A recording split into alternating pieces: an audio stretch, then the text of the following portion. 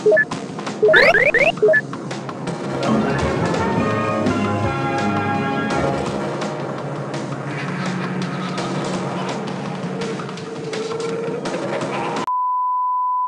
interrupt this video for some breaking news. The Canine Performances has made a continuation.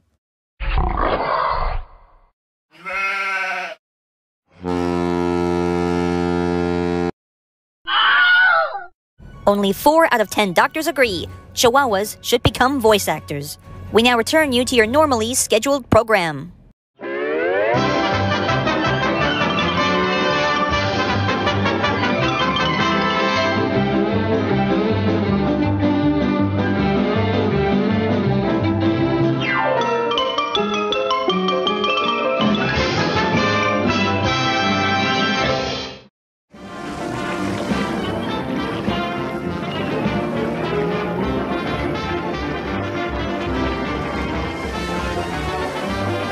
Ah yes, it sure is a nice day for a road race at the Grand Prix, wouldn't you say so, Chuck?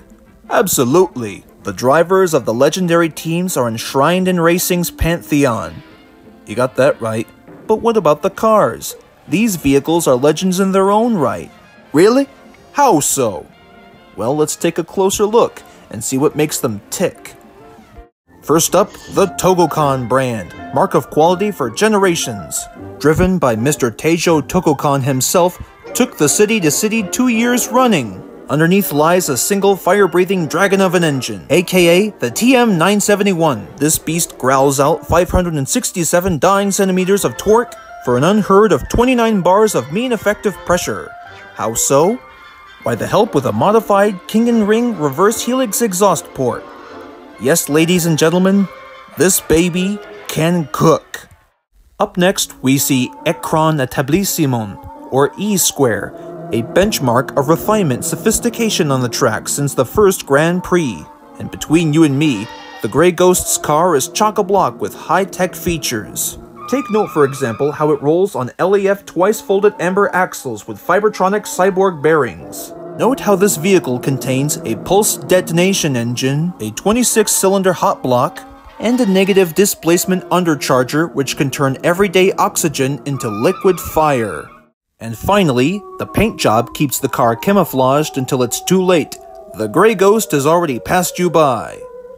A relative newcomer to the game, Flying Fox's Freight's bringing a zippy little ride to the equations. Let's begin with her jump jacks.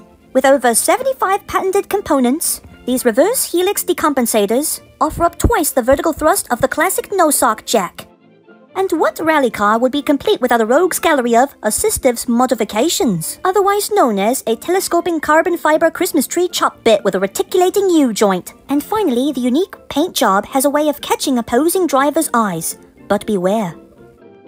Now this little beauty comes to us from Razorback Industries, provided by founder Pitterpat, who can be seen day in and day out at Thunderheads, toiling for a spot in the standards. And trust me when I say that she is factory standard, stem to stern.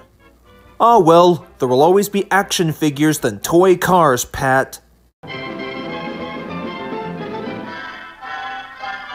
And speaking of toy cars, what is perennial contender Nitro doing in a jacked up modification with dual decompensators?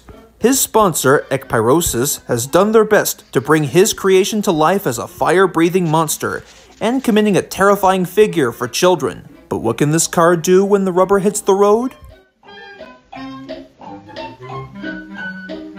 Up next, the Hydrocell brand, brought to you by the colorful Snake Oiler. With gadgets like these, never let the sinister yellow-white headlights fool you folks, this car is no toy. But of course the most appropriate vehicle for Cobras.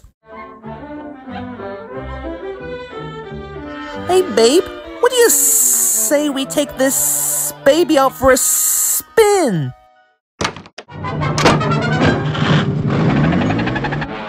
Semper Fiber has made its name in the cutting-edge digestive, but of course his quote-unquote army of drivers has failed to post a single W in the standings.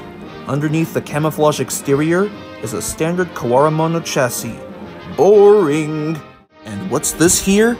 Uh-oh, I think Semper Fi has installed an articulating scissorator, the most unacceptable tool used for hedge clipping. Underneath the hood, another illegal modification. A Bobe R-124 plasma cannon, or goo gun in technical terms.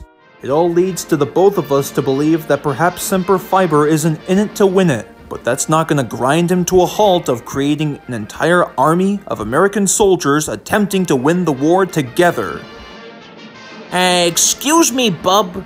Over here. Yeah, moving on.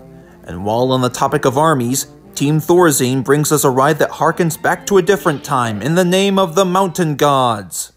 This creation combines cutting-edge technologies with systems more suited to a Viking longship than a rally car. The deck of the car is constructed of Danish whalebone and wrought iron.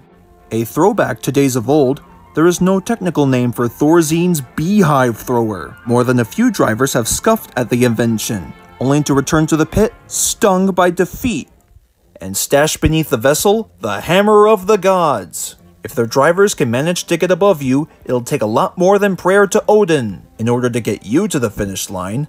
Behold Thorazine! So little is officially known about Racer X, who can drive a car unlike any other. Underneath the shooting star lies an innovative composite muffler system, which makes this baby loud and proud. The dragster drive computer doesn't waste time regulating and distributing. It just pushes the Apache block to an MPS unachievable in a heavier rye. The interoptic analysis metering puts the wheels in direct contact with an optimized fuel cell multiplexer. Or so we think, that is. Oh yes, I almost forgot. Royalton Industries, the creator of the fearsome GRX. Royalton has designed his sinister beauty from the ground up with the help of these babies.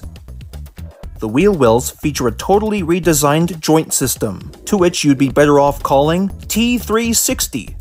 Exhaust pillows independently recycle excess thermal energy, which, when combined with 24 ground effect channels carved into a single forged body system, can put a car on the road that might be better suited for space travel.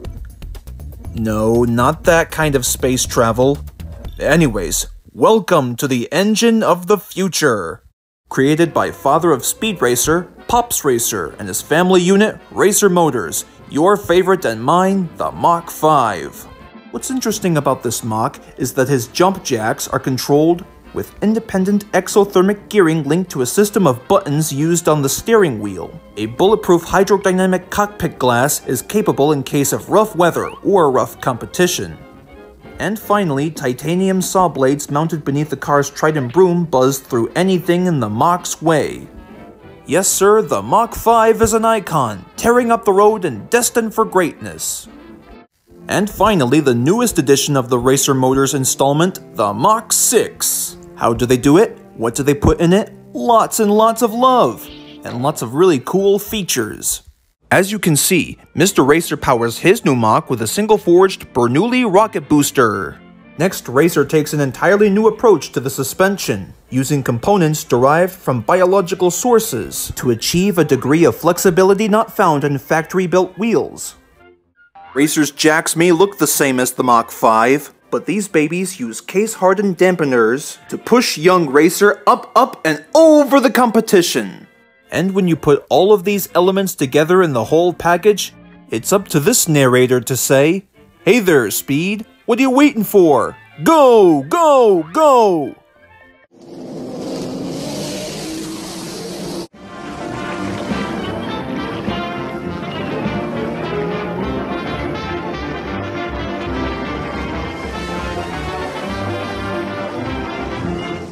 Wait a minute, the Mach 4? I've never seen a vehicle like this one before. Aha! Mr. Racer, I always knew there was something sketchy about that vehicle. Now, is there anything you'd like to say in front of our audience?